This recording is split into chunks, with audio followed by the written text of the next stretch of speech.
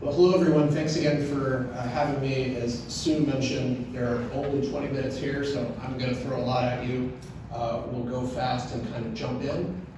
One quick thing, just to get a sense, how many of you are currently on the board of a private company today that is not a startup? So most people. How many of you are on the board of a startup? Oh, more people than I thought. And how many of you are on the board of a nonprofit? Everybody. Sounds good. Yeah. Well, if there's a message or a frame of thinking about things for those of you who are on the board of private companies, but not yet on the board of a startup, it would be this one, right? That the simple truth that a startup is not simply a smaller, big company, right? And that seems really obvious, but it isn't. For those of you who are parents or grandparents, you know that a 2-year-old is not just a small version of an adult, right?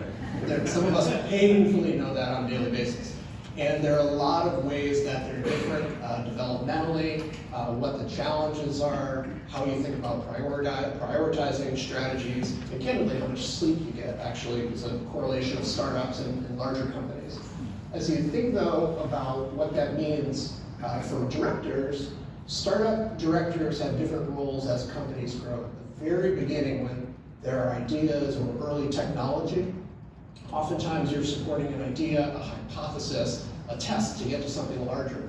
Those boards may have 3 people, and they may be a governance body, but it probably looks and feels more like an advisory group. Once you get to the seed stage, though, there's typically 7 figures of capital. Oftentimes there's a fund, or at least some investors that have a different orientation than, say, friends and family.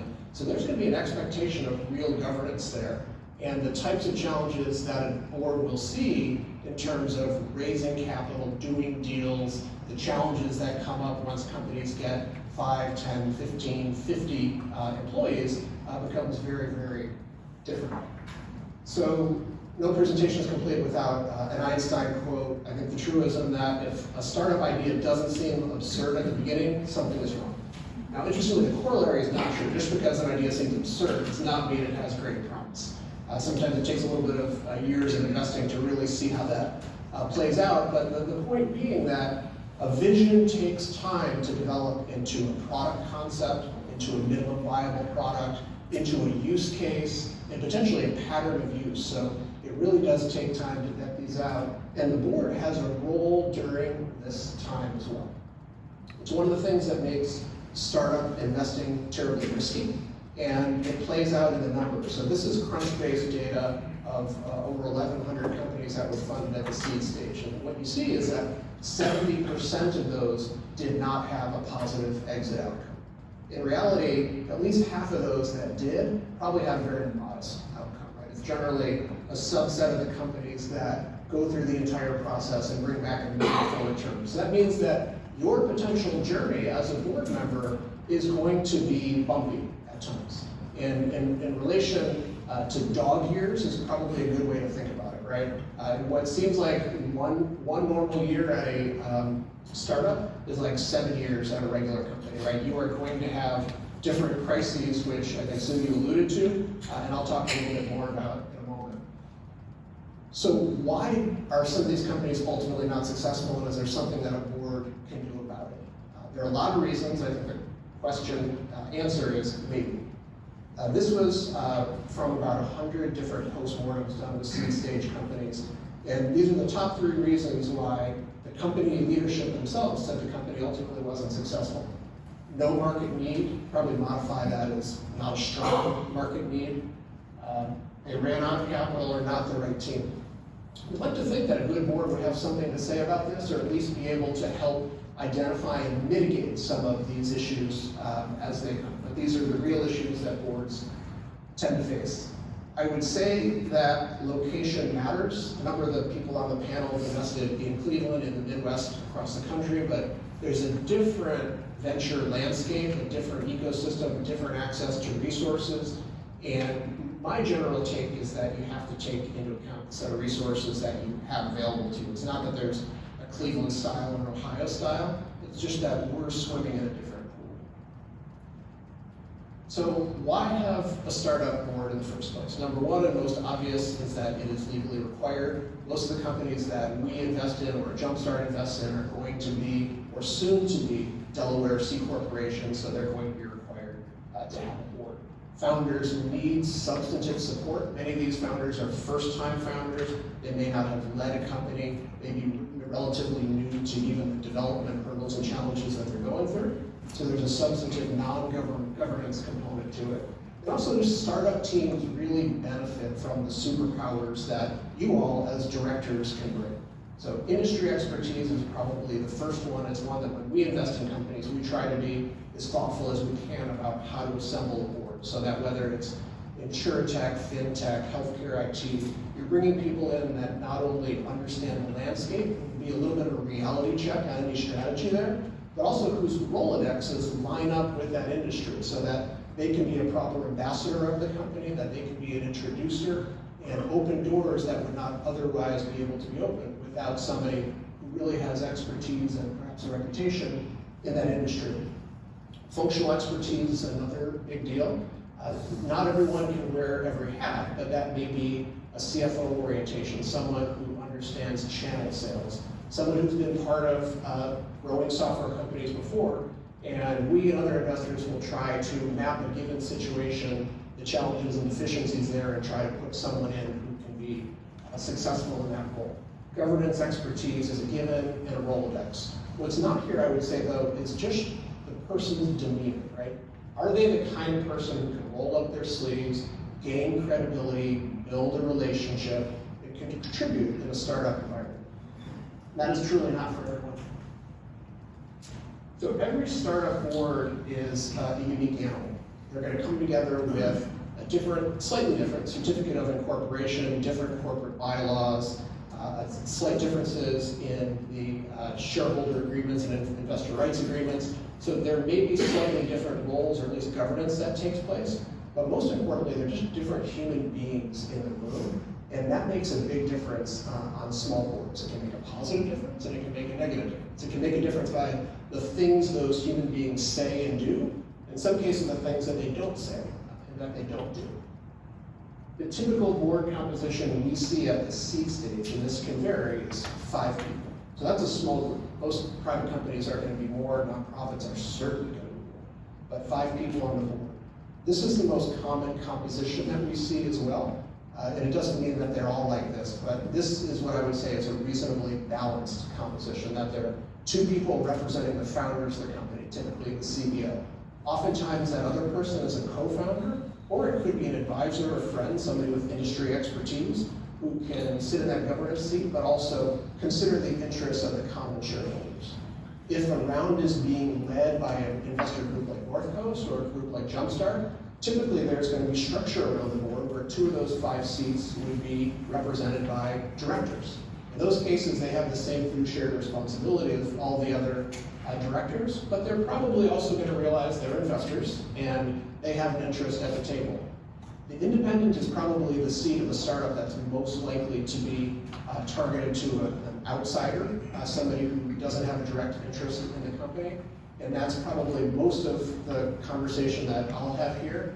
It'd be focused on individual's role as an independent director. So the responsibilities of a startup board, I think, largely mirror those of a general private board. So I won't get into all the details here, but I guess I will focus on the idea of focus and strategy, because this is not a business, again, think dog years. This is not a family business that's been around for 10 years, 20 years, 30 years. There isn't operating history.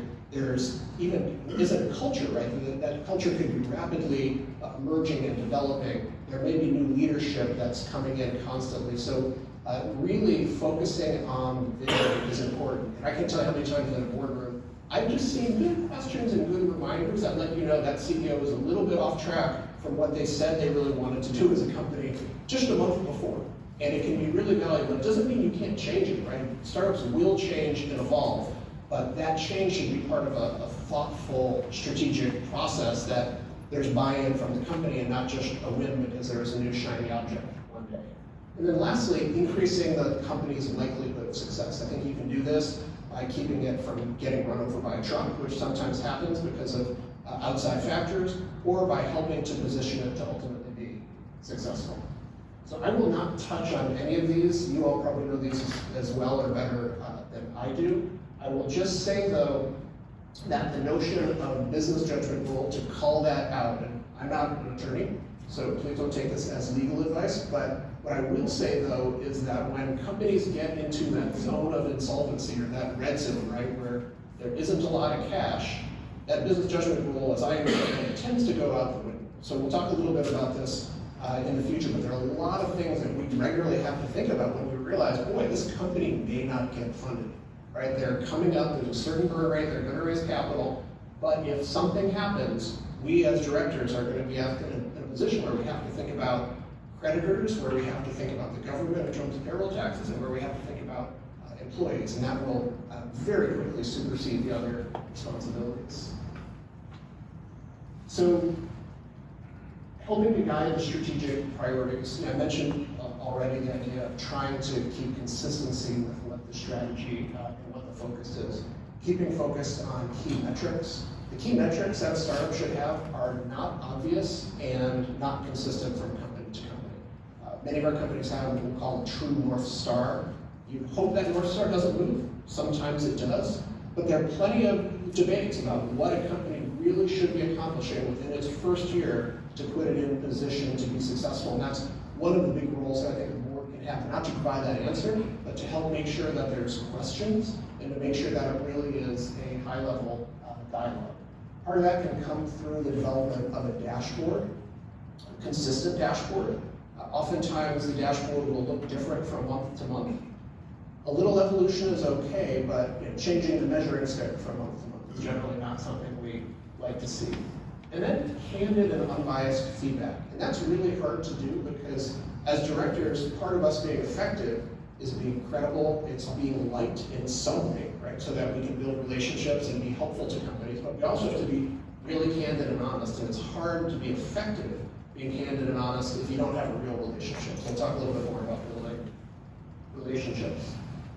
So sounding board for the CEO, it is a really lonely position to be a startup CEO. Really, really lonely. You pitch this vision, you probably believe it with all your heart and soul, except for some moments of doubt, which creep in. You have mouths to feed, you're hiring people, you're driving full speed at a cliff, knowing that something has to happen, right? And our job as board investors is sometimes to move that cliff, right? To give them more runway to keep going in that general direction. But it is very difficult when they put themselves all out there. It's hard for, I think, a founder to be completely candid with their own team, let alone candid with the board, but that's what we have to elicit from them. And I think it's a lot harder to do because part of a startup founder is you're making it up as you go. You're figuring out the solution to a problem that other people haven't figured out before. And without a lot of candor and good relationships, it's just not possible to happen. It's emotionally very difficult as well because these CEOs have mortgages, they have children, they have spouses, they have a vision of what they want to do, and knowing that they're the person who takes the biggest hit when something's not successful is something that we as directors, I think we at the very least have to acknowledge and be open to and thoughtful about, because it is awfully tough to sit in that seat. So how do we increase the likelihood of success of a startup? One is the right team. Oftentimes there are elements of the right team, but we've never seen a situation yet where everyone, the first 5 people who are at a company when we fund it, are there if the company is successful 5 years later, right? It just doesn't happen. People move on, they have different interests, their skill sets or their ability to manage something is outgrown. So it's a good role of the board to be asking those questions. Again, not providing those answers, but asking questions, and sometimes that does go to the founders and goes to the CEOs as well, because we will never invest in a company if we don't think it's the right CEO at the very least to get us to the next meaningful stage of development, which is often raising around. But I think we'd be full kidding ourselves if we said that every CEO we invest in, we could see them running the company if it's ultimately successful and gets to $100 million or gets to a substantive VC raise, right? At some point, many of these companies are going to need additional help and support. So navigating to the next financing is a big deal. Navigating to the exit is a big deal. Many of you in this room have gone through a transaction, and you have the muscle memory to know that only a small portion of the actual M&A inquiries you get turn into anything at all. Right? But everything feels so real to a CEO at the beginning. It feels like it's going to happen, and I think part of our job is not to burst the bubble, right? But at least to provide some perspective on just how challenging it is to get these across the finish line, and some perspective on how a thought process of an acquirer may work, in that they're touching, they're testing, they're learning, and not necessarily always in a pure buying mode. And then lastly, here to anticipate and manage a crisis. And there are a lot of crises. So I could not find a small enough font to put in all the crises that I've just seen over the past 15 years of doing this. But winning and losing big customers. When you win a really big customer, it is not clear at the beginning whether it's a blessing or a curse. Right? We've seen 7-figure customers come in that end up killing the company for various reasons. Right? It takes all your development time and resources. It takes you off track. You can't ultimately deliver. You realize we won this deal at $1 million because all the people who really knew how much it took to deliver were bidding $2 million or $3 million or $4 million, right? So for lots of reasons you just don't know. Key team members lose, things change all the time, life happens, management isn't always as successful as they like, cash crunches happen all the time, and there are disconnected legal issues that come out of left field with regularity. And that's one of the places where I think a board member can be really helpful, just to keep a steady hand on things, right? To realize that we don't know if it's a crisis yet, let's learn about it. Let's not put out a press release tomorrow. Let's not feel we've got to do anything on it, right? But use the resources that we have. And if you build a great relationship with the founder, then I think there is an opportunity to get to the right answer together. The pandemic off that slide. Yeah. Yeah, so. Starting in 2020. No question. And for us, we've been doing this long enough to have hit a financial crisis in 2008, a pandemic 2 years ago, and whatever you want to call this, right? This inflationary, potential, probable economic cycle that's coming. This has a real impact. And for us, when we assume all these startups are going to be operating for, call it, 4 to 8 years or more in some cases, we don't have to assume that an economic cycle or something big and scary is going to happen with every company. We don't know what, we don't know when, but it is going to happen. So I do not have time to hit each one of these. This is kind of a what else. So I'll grab a couple of these. And I've shared the deck with Sue. She'll send this around afterwards. So this will be there, and if anybody has questions afterwards. To get a couple of the these items here, maybe I'll try to focus on some of the ones that I haven't focused on before. The idea of board calibration. So unlike most times that you're going to come into a board for a private company, oftentimes the board is just getting started. So after this, apologies if I leave a little bit early. I'm driving to a board dinner, first board dinner for a company that's just setting up a board. Tomorrow morning is the first board meeting. Like, this is an opportunity to meet new people we haven't met in person, to calibrate as a group, to build trust, and to help figure out how we're going to approach this working together. So this idea of calibrating something and realizing that take the pressure off, this is the first board meeting, the first board packet's going to stink, it's not going to make sense, we're going to have a lot of thoughts, but we want to get on the same page as a board, and then provide uniform feedback to the company. Just the idea of how often to meet. The earlier, usually the more often. For startups, it tends to be once a month.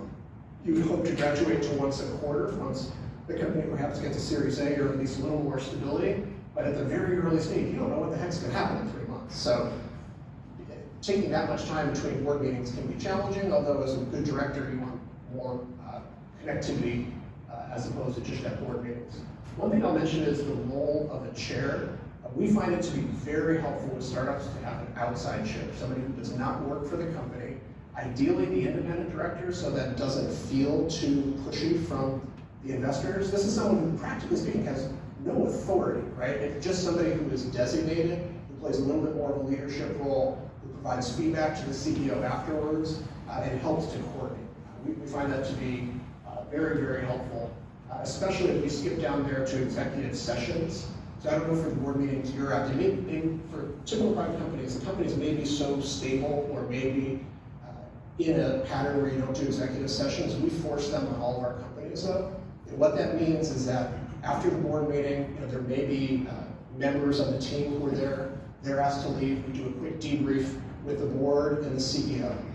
How'd it go? Is there anything you need to tell us you weren't comfortable saying in front of your team? Are these really the 3 things we're worried about? Great. They leave, and then the board talks, right? Now the CEO's there. We can all take our poker faces off, right? Because we may have seen some things that made us want to fall out of our chair, but we didn't want to say in front of the group, or we wanted to make sure I heard that right.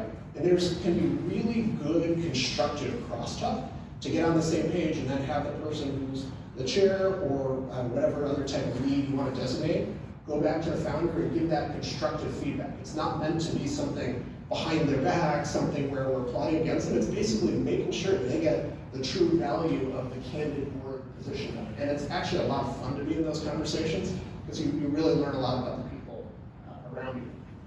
So compensation, there is no cash for directors in a startup, ever in my experience. Maybe there has been once, but typically cash is to preserve for investments in the company. So that means there is and should be equity. Always for an independent director, I'd say the range can be as little as 0.25%, as much as 1% if it's the very, very earliest. Typically vesting over a 4-year period. The idea is alignment, right? We want the directors to do well if the company is ultimately successful and be aligned. And when one of our investor members serves on our board, we push pretty hard to have them be compensated as well, because the amount of money that they're going to make if we successfully exit is very tiny compared to the time and energy that they put in, right? Because they're one of 100 different investors in our fund. So we want them to be treated like an independent, where they're putting in their own time and energy. Independent directors do have the ability to invest in most cases if they want, but it's never required, and we just don't want to exclude them. I'd say in my experience, maybe it happens a little less than half the time. Strong and specialized legal counsel. Again, maybe stating the obvious, but a good business lawyer doesn't know a lot about private equity and venture, and there's so many things that are just the same song, that if you have a good venture lawyer in the room with you, that person will see. So in Northeast Ohio, there are probably only a handful of people who really do this every day, and we find that to be a very, very strong benefit. So these are some of the special situations: inbound M&A offers, hiring a banker. All these are really hard things to do. The 2 things I'll just pick off here are: 1, musical hats. Sometimes when things don't go great, people start to represent their own interests as opposed to the interests of the board. That's something to keep an eye on. And that we've all got to be candid when you're a zombie, right? Everybody seen a zombie movie? The defining characteristic of a zombie is they don't know they're dead, right? And sometimes the board, you don't realize that the company's actually dead, right? You only have a certain amount of money, you're not making traction, you need to at some point realize something has to change quickly, and that's part of the board composition. So the reasons to serve on a board, I would basically just say, it's a lot of fun. You can have a big impact to kind of flex the muscles that everyone here has built over a career to impact companies, and hopefully get a lot of people like that working there. There are a couple of resources that Sue will share with you.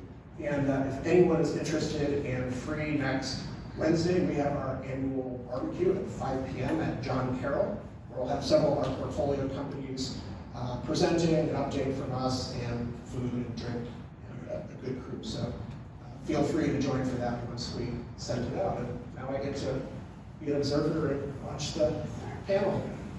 Thank you. Thank you.